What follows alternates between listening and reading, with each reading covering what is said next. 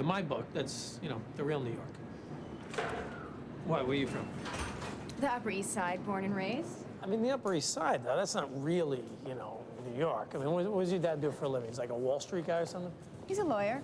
So, I mean, what does he have to do with making this, you know, a great city? You know, we, on the other hand, the bridge and tunnel crowd, the outer borough folk, you know, we're the ones that built this city.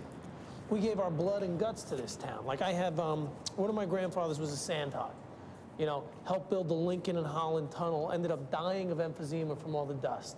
I got another grandfather who worked construction on like a dozen skyscrapers, including the Empire State Building, and then he falls to his death when I'm a kid. My dad was a cop, got shot twice while on the job.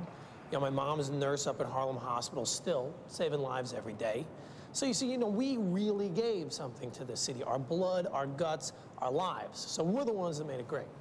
That's a great story, but I can trace my ancestors back to the original Dutch settlers in the 17th century.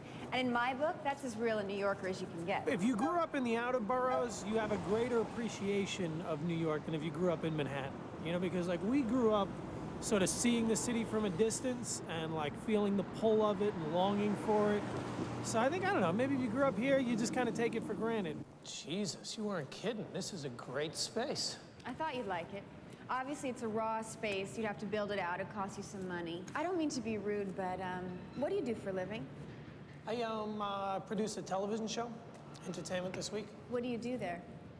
It's, you know, we go around to movie premieres and television shows, and then we interview all these asshole celebrities about, like, who they're fucking and how much they're getting overpaid, and then basically try and help them sell their latest, you know, piece of crap product.